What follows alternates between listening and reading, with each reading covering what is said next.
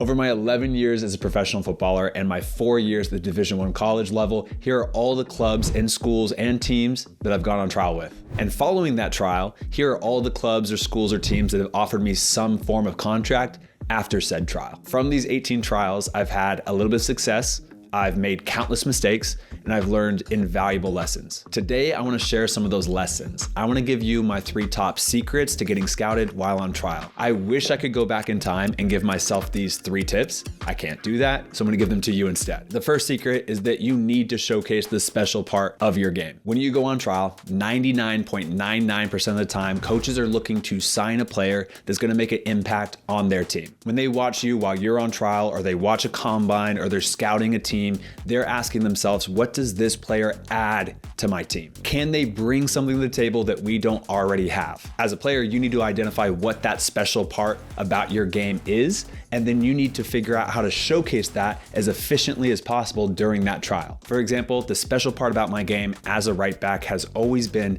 to fly at the line and whip in cross after cross after cross after cross, and to repeatedly whip in the ball for 90 plus minutes over and over and over again. Every time I go on trial as a right back, 80% of my focus is to showcase exactly those traits. The other 20% of my focus is just showing that I'm sufficient at everything else. 1v1 defending, tactical understanding of the game, building out the back, communication, long range passing, tight space, tiki-taka play, finishing, etc. My goal is just to show those coaches, yeah, he's at the pro level, he can do that. I want the coaches to say, yep, he checks all the boxes and he's at the level of all the required things, and he can bring to the table this special part, getting up the line, whipping in crosses. My strength is not 30-yard shots. It's not hitting 60-yard cross-field diagonal pings. It's not being that enforcer in the middle of the field to tackle, tackle, tackle. I can do that, and if the situation occurs during my trial, I need to show that I can, but I don't need to play outside of my game. I just want to play what the game is asking for,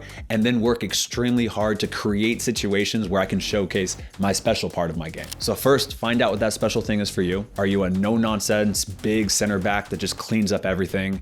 Are you a technical little shifty center mid that can just keep the ball no matter how tight that pocket of space is? Are you a goal poaching scorer, fox in the box striker? Are you a flashy, speedy 1v1 dribbling winger? Whatever it is, identify what that is for yourself and then learn how to showcase that extremely well while on trial. The second secret is get more actions on the ball. This is a must. You need to find a way to get on the ball more in the trainings and in the games, and it's especially hard when you're coming in on trial and you don't know anybody. It's very, very easy to hide when you come on trial. It's very easy to hide when you're in a combine. You're new, you don't know anybody, there's a lot of big personalities, and it's really easy to just do a couple simple actions, a couple 1-2 touch passes, and hide and wait, and then get on the ball a little bit, then play simple, then hide and wait. But the players that blend in while on trial or blend in a combine, those aren't players that coaches are looking at and saying, yes, this player is going to make an impact when he comes into my team. They're looking for players that can bring something to the table, ideally something different than their team already has. And as a player, you not only need to showcase that your special part of the game can make an impact for that team and hopefully something different to that team, but you also need to show that you can do it consistently. And to do that, you need to get lots of actions on the ball. And you can do that in many different ways. You can be extremely extroverted and opening up to your teammates early on, or you can work on the timing and the quality and the intensity of your off-ball movement to get into open spaces in the field and demand the ball, or you can really ramp up the intensity of your communication, yelling for the ball, screaming for the ball, asking for the ball. The more you talk, the more you move, the more intense your actions are both on the ball, off the ball, and speaking, the more you're going to demand the ball. You need to signify to everybody else that you deserve the ball, that you want the ball, and that you're going to do something good when you do get the ball. One of the best tips I ever got from a coach before I went on trial was exactly that. He just told me that you need to find ways to get on the ball as much as possible. And as soon as you pass the ball, you need to figure out, you need to work, you need to communicate to get back on the ball as fast as you can. It's nothing life-changing, but it just puts in the back of your head to not hide and to constantly be seeking the ball and to get actions on the ball when you're on trial or in a combine. The third secret is that higher level coaches appreciate smaller details. It's a very common thing.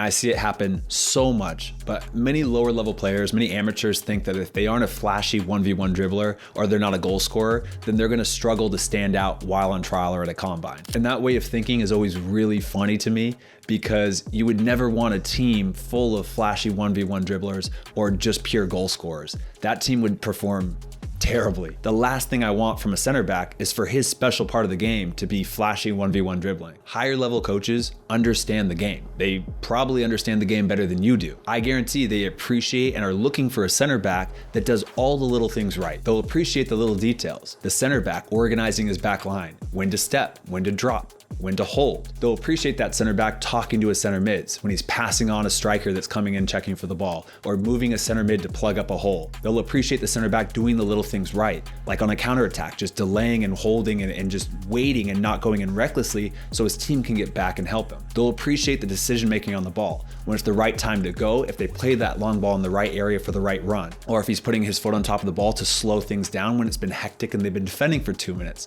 A good coach is watching all of these details and appreciates these details. So yes, you want to stand out, but you can also stand out by doing all the little details correctly. You don't just have to score goals or be a flashy 1v1 dribbler to catch a coach's eye. And it doesn't just have to be a center back. You can be that number 6 that just cleans up everything, that's constantly in the right areas, that's constantly winning tackles, that's constantly getting the ball and connecting that first pass to their number 10 or their number 8 or whoever it is. They'll appreciate a fullback who constantly is in the right position so he's not getting threaded through and not even allowing crosses to come through his side because his positioning and 1v1 defending is so good. At the higher level, they'll see those details. So again, identify what the special attribute about your game is, what you can bring to the table to make an impact to that team. Get on the ball as much as possible to showcase that special attribute. And don't worry if your special attribute is not 1v1 dribbling or goal scoring, because a higher level coach will appreciate the little details about the game. And then just keep working, training, developing, going on trials until you get that contract. So anyway, guys, I hope you enjoyed the video. If you did, please hit the like button, subscribe. I'll see you guys in the next video. All right, guys, peace. I'm filming a video. I'm just gotta film this video. Outside? Outside, yeah. Dad is outside. Real quick, guys, before this video ends, I just want to let you know that this Sunday, April 6th, I'm doing a free live call with ProView where any of you guys can pop into the call, join, ask questions. It seems like there's going to be a decent amount of players there. And the whole point of it is just to be a Q&A for you guys to ask pros as many questions you have, whether that's reaching the pro level, reaching the collegiate level. We have guys that have played all over the world. So I think it should be pretty fun. Hopefully it's a good time, completely free. All you gotta do is just sign up and hopefully have a good time in the call. So thank you. Link will be in the description if you wanna check that out.